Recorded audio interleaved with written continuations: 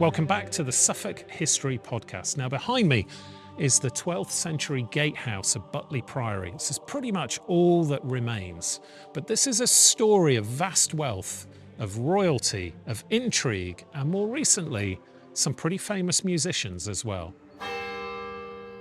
Welcome to the Suffolk History Podcast. Join me, Ralph Cochrane, as we journey into the past, looking at the incredible history of this area, as well as talking to some of the people who help to keep our heritage alive. Join us as we uncover the history of Suffolk, one episode at a time. First of all, thank you very much for inviting us into Butley Priory. So we're here in the gatehouse, which has been beautifully restored. But just tell us a little bit about what would have been here and a little bit of the history. Well, what would have been here? To start with, there was a little farm owned by somebody called Bertha, whose husband was Sir Ranulph de Glanville. And he was justiciar, chief minister to the king of the day, Henry VII. So in 1171, Ranulph de Glanville decided to use his wife Bertha's little farm here and founded Butley Priory. Perfect place, it has fresh water, not far from the sea, so you can bring things from the sea. And so it started off with a prior and 12 canons under him. And it took them 30, 40 years to build a church. And they gradually accumulated more land and more manors, because as people died, they tended to leave it to the church in return for salvation of their soul and masses said to preserve them so they weren't for too long in purgatory. And then the priory got richer as the years went by.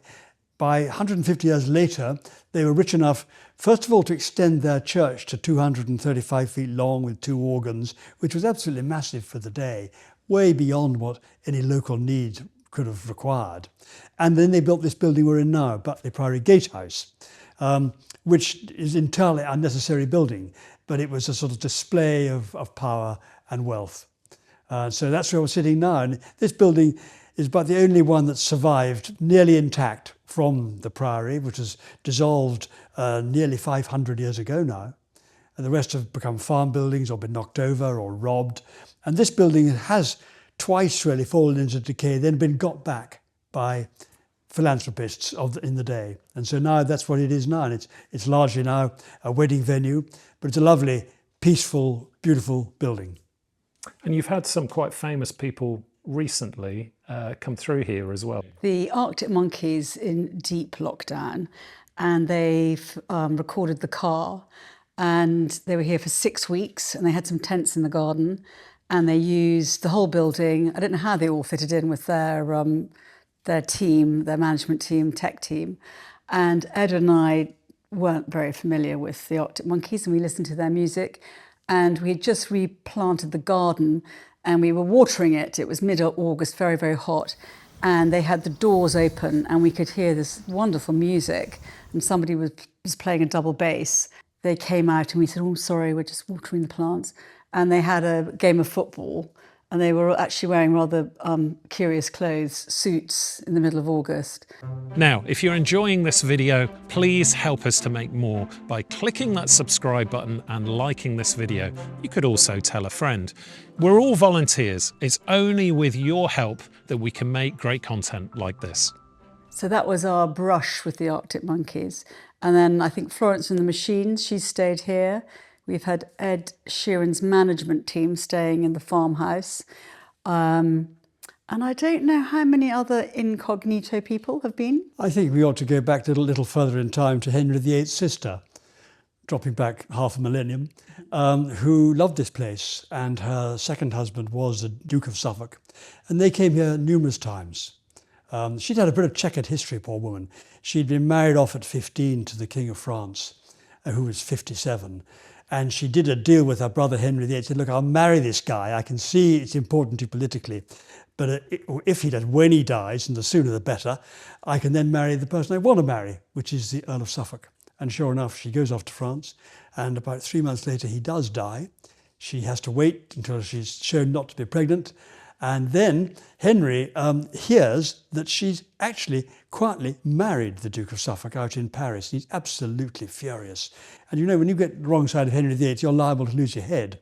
So they don't dare return to England. They go as far as Calais, and there they sit negotiating across the Channel with a furious Henry VIII, who's been deprived of his sister as a political asset. He married her to the King of France for a dynastic alliance, and he could have done it again. But no, not any longer. She's married to the Earl of Suffolk. In the end, of course, it gets sorted out. A huge cost to the Earl of Suffolk, who has to pay £4,000 a year, I think for 15 years or something, which is a massive sum of money. Relations are restored. They have another wedding with Henry VIII present.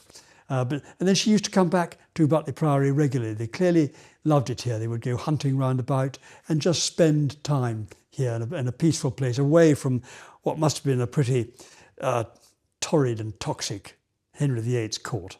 Somebody discovered a ring recently from that period. We have a metal detecting business here, which was born out of, again, during lockdown and us watching the Detectorists, which was filmed, some of it was filmed around here. And Andy Sampson, one of our detectorists who works, has permission to do the adjoining farm, he found this ring in the middle of Staverton Thicks, which is this 300-acre oak wood. It's one of the 4 great oak woods of Britain. It's a medieval farmed oak forest. It's stunning trees back 900 years. And he found this exquisite ruby ring. It was exactly of that period, would have fitted over a gauntlet and would have belonged to a great lady. So, yes, it might easily have been Princess Mary, Duchess of Suffolk. Yeah. And in May, we found a hoard in the field next door to the Orford Castle. We found a Bronze Age hoard of 70 pieces of axe heads, spears, and lumps of... Just bronze waiting to be used. So it would either have been a little foundry, forge, I think, or it might have been a travelling salesman. So it's now with the British Museum, and we're hoping to get it back for Orford Castle to put in the museum. And we want to have actually there was another hoard found near Butley 12 years ago. 80, 90 years ago. A much better one. Yes, it had more. Actually, mostly axe heads they were. Yeah. But they're lovely things. But we have, for example, we found some extraordinary things. Gold coins, they could be Georgian, Roman, a gold coin from the Crusades, bits of jewellery, lots of sheep's bells, thimbles, bits of horses' harness. To me, the nicest thing we found was, it's not very valuable at all, but it's a bronze surround, it's about the size of that. And the bronze surround is something like 13th century. In the middle of it is a red intaglio, carved translucent stone, looks like ruby, but it isn't. And that is Roman. So someone has preserved this little Roman intaglio for centuries and then put it into a mount, in the early Middle Ages. And it's rather a wonderful thing. We also found a beautiful, actually no, it wasn't, we didn't find it, but it was found just by Butley Church, a beautiful seal. 13th century seal, because after each prior moved on, their seals would have been broken, and this was complete. And we were very lucky to obtain that. And where is it now? I've hidden it. Well, I know you've got some hidden stories here as well, so shall we go and take a look around? Okay, well, we are standing in the Great Hall of Butley Priory, which was, when it was built, open at both ends. So on this end, you can see an archway which was open to the winds, and on this end, behind you here, there's a double one. And so this was a gatehouse built quite unnecessarily, and they wanted to show off how rich and powerful they were. So as we walked round the room, you can imagine we would come in through here, and then the porter would be probably behind a door over here, and you'd have to say who you were, what your business was, and you'd be allowed in or you wouldn't, and I imagine they would have had a gate across in some way. And then once inside, you'd find yourself in probably a sort of 15-acre enclosure with a big high wall round it, and a great many people carrying out all sorts of tasks, from looking after pigs, cattle, sheep, bees, the fish ponds, and farming, and of course, above all, the prior and his 12 canons, who were the main people who ran the priory. This picture here is Dr. Monty Rendell, who bought this building for £2,000 along with 17 acres of land in 1925. And he then spent another £7,000 restoring it because it had been really abused a bit during the previous couple of centuries. He spent all his money on it. Actually, he ran out of money, but he was a saviour of the building then.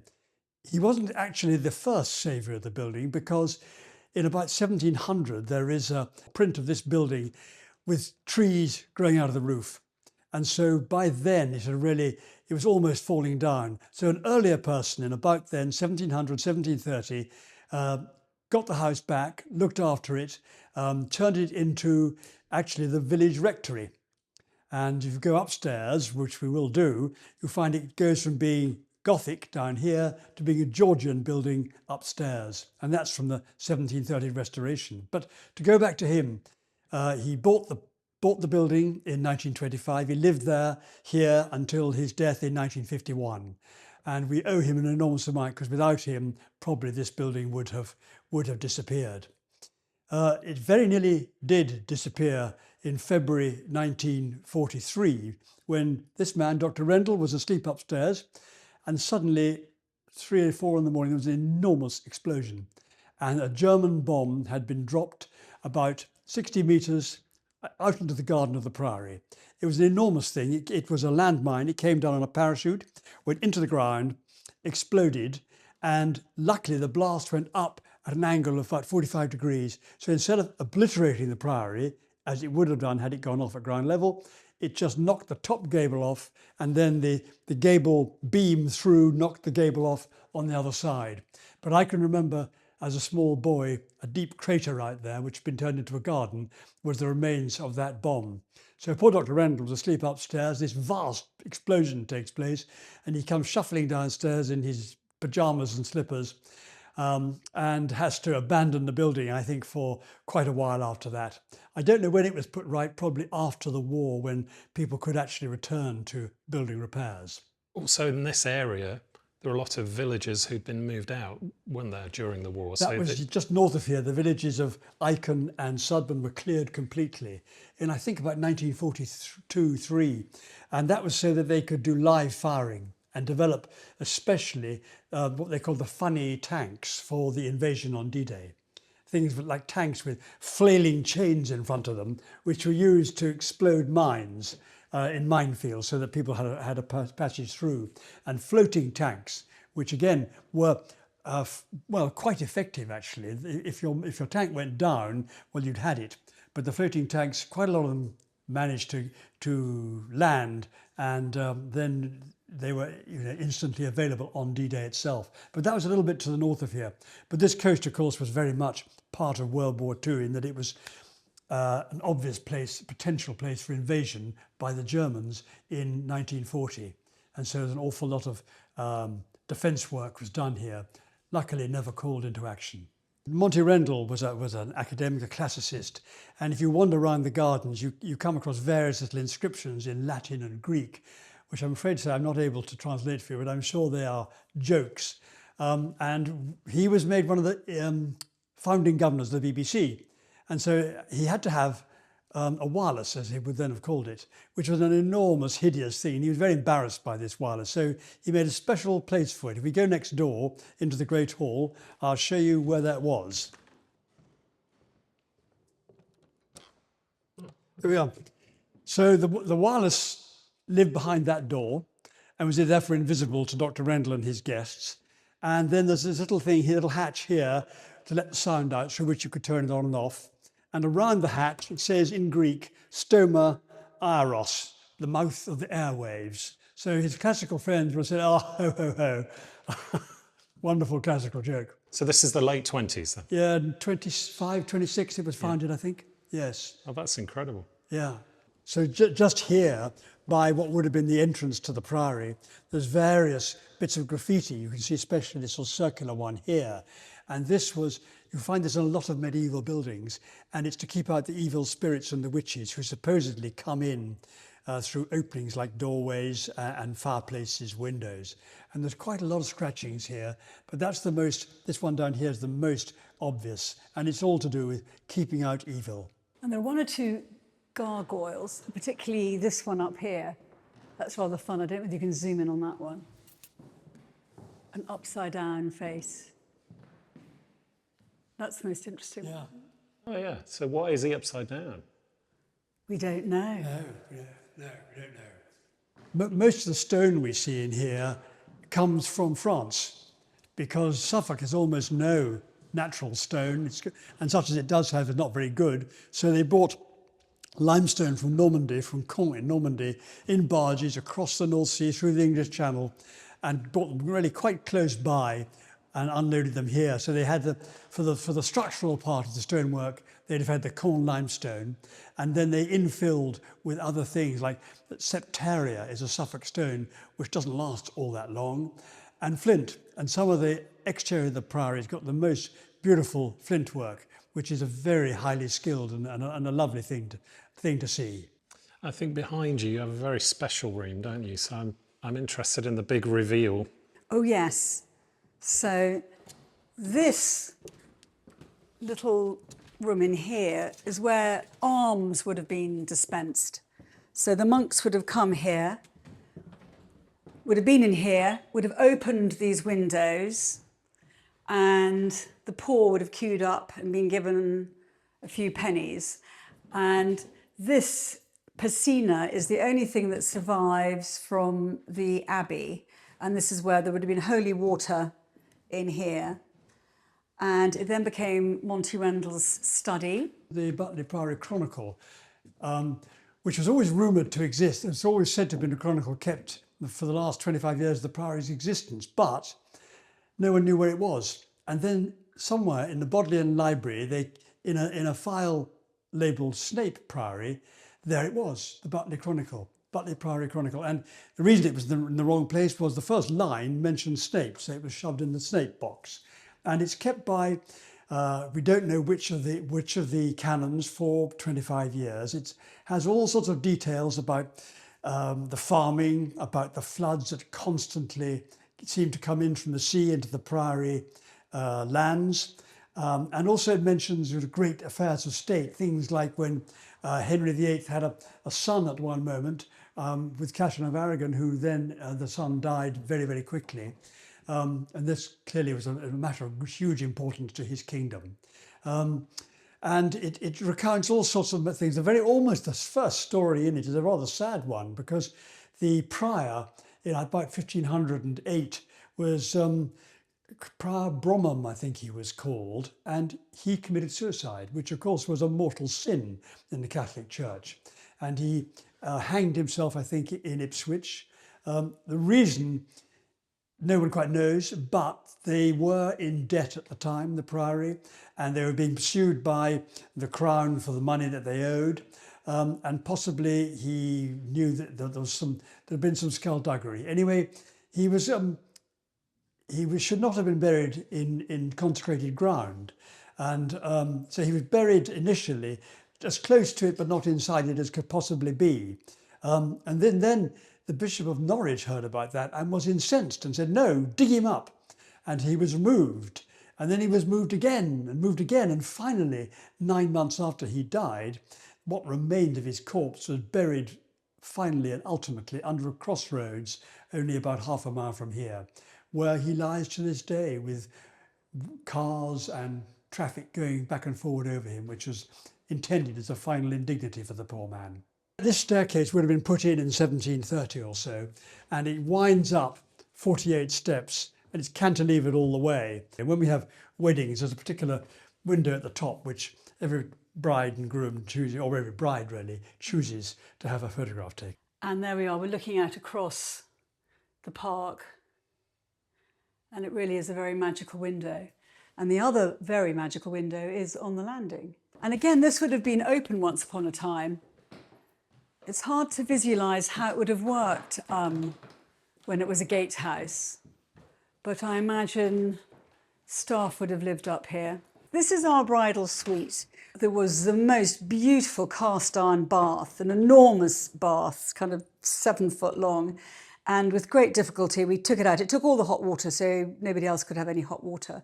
We managed to get it down the stairs. We dumped it on the in front of the Priory. And we bought a couple of rugs for the drawing room. And the very nice woman who came and delivered them saw the bath outside and she said, "Oh, what are you doing with this bath?" And we said, "We're trying to get rid of it." And she said, "Well, I'll knock a couple of £100 off the rugs and take it away with me." And then 2 or 3 months later, I saw in World of Interiors on the front cover this beautiful, identical, I don't think it was the same one, but we'll never know, brightly sprayed pink bath, fluorescent pink, for £20,000. So what an error. We call this the Tudor room, not very original. And then we've got the Mary Rose here, named after Princess Mary, Queen of France, and then Duchess of Suffolk. And who's to say she didn't sleep in here?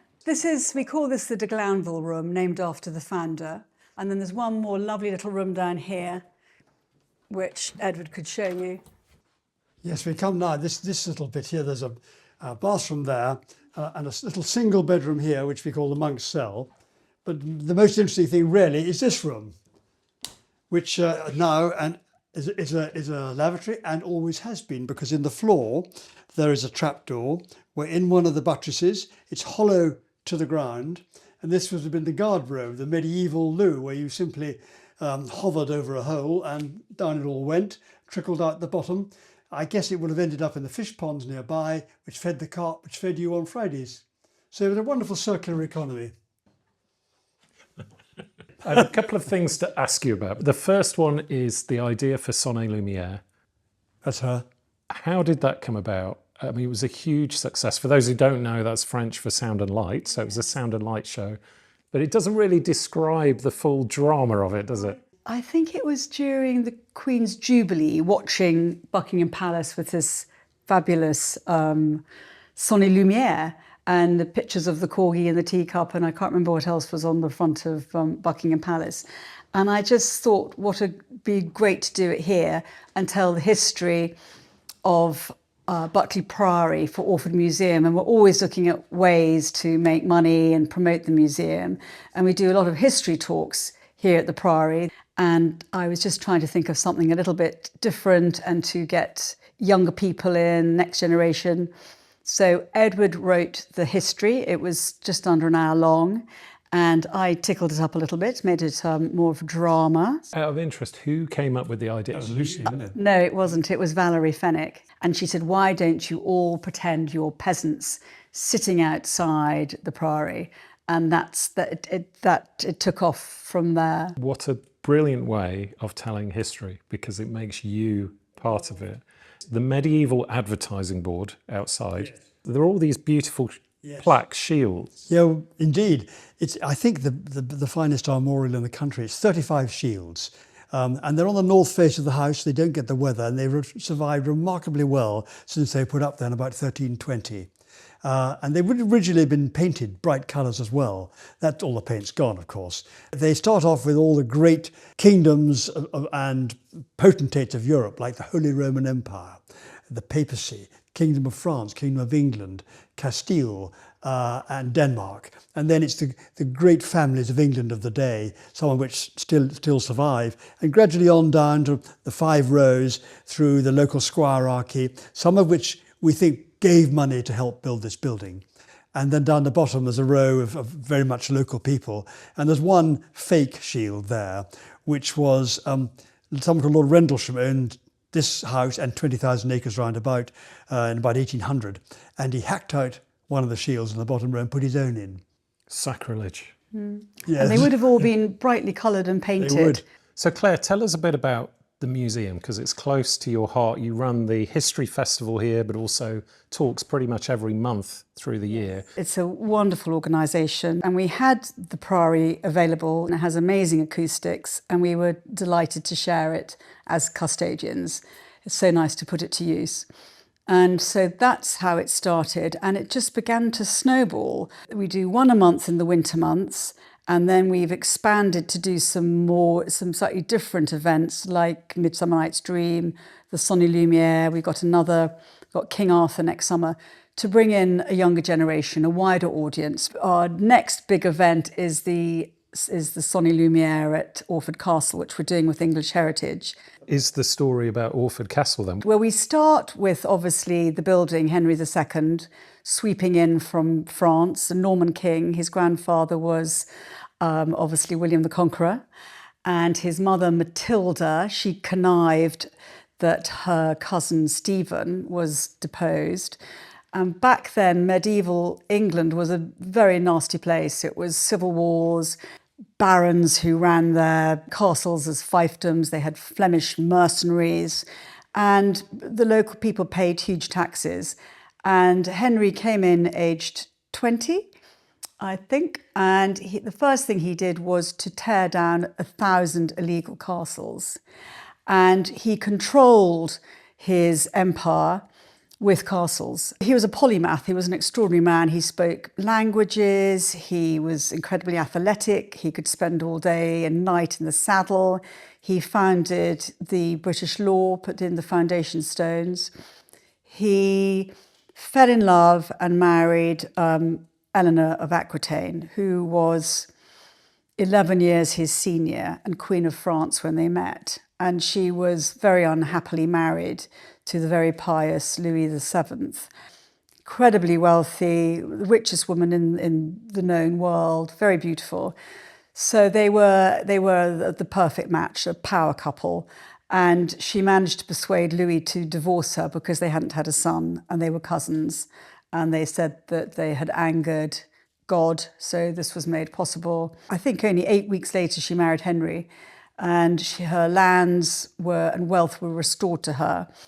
And 7 years after his reign, he built Orford Castle, which was very strategic, and it was state of the art. It was a French Byzantine design, and it was obviously a strategic position right on the coast. So the first chunk of the script is talking about Henry and obviously his terrible relationship with Thomas Becket, which went badly wrong. So there's a story of love, there's a story of betrayal. Yes. So there's a little bit of Shakespeare in your script then. Oh, there's a lot of Shakespeare in my script. It's all based on history. There's a little bit of artistic license, a little bit of what might have happened, what could have happened. That, for example, Wallis Simpson spent 6 weeks in Felixstowe waiting for her divorce, which was held in Ipswich. We know that Prince of Wales would fly into Felixstowe in his little aeroplane and would take her to cheer her up. She was bored to tears, said she lived in a hovel, was deeply unhappy, and we know that they'd go off on excursions. So one of the most likely places would have been to come up here. They would have gone and seen the Suffolk Punches at Hollesley, possibly driven past the Priory, and perhaps a picnic in Orford and a visit to the castle. So that's quite a fun scene. And Lily Langtry, who was another mistress of the Prince of Wales, and she, we're pretty sure, was a regular visitor because Sudburn Park, the estate which owned Orford Castle, was used as a shooting estate, and the castle was where they went and had their lunches. The Marquess of Hertford would fly his flag from the top of the castle where these very grand shooting parties would happen. So we talk about that. And then the very important role that the castle played during the Napoleonic Wars, in the First World War, the Second World War, the listening station. I think it's been very helpful that we're doing it in collaboration with English Heritage, who are giving us the grounds and the castle, and I hope a very important power supply. The most important question, when is this Sonny Lumiere? 16th of August next year. So you bring a rug, chairs, picnic, and sit back and listen. Yeah. Well, the first one was incredible. I mean, it is also available on the Orford Museum website, so you can watch that back. Why do you think people should join the Orford Museum? Because it does have a following. You do have incredible speakers. Yeah. But it's all voluntary, isn't it? Yes. One, it's excellent value, £20 for a family membership, which allows you to go into the castle, 2 adults and 6 children, as many times as you want. And I think it's very much supporting our local history and our very rich heritage. We are very, very lucky that we've got Orford Castle, which houses the museum on the first floor. I think it's a lovely community. We get a lot of support and a lot of people coming to us and saying, have you thought of this? We've got a jousting in 2027, which I'm just working. Jousting. We're having a medieval jousting. We want to get younger people in. And I thought it'd actually be terrific. We can get the Suffolk punchers up the road to come and do their stuff. And we'll have archery and jugglers and, yes, whatever, stocks, people throwing sponges at people in stocks. So that will be a kind of fun day in the summer holidays. Just describe this area for people that don't know it. What does it mean to you? I find the marshes, the landscape absolutely wonderful and restful, and this extraordinary history. And the more you learn, the more you delve, the more interested you become. There's just so much that one didn't know. Thank you so much for showing us around Butley Priory and for talking about all the wonderful work you do for the museum as well. If people want to experience Butley Priory, you can come to our Orford Museum History Festival, which is in February, isn't it? It is, end of February. We've got 6 talks starting on Thursday the 26th for, yes, Thursday, Friday, Saturday. So if you look at our website, you'll see who they are, and we're just about to open the booking. Well, they normally sell out as well as the other points, so if you do want to come, don't leave it too late. But for this episode, thank you so much. Delighted, thank you, my pleasure.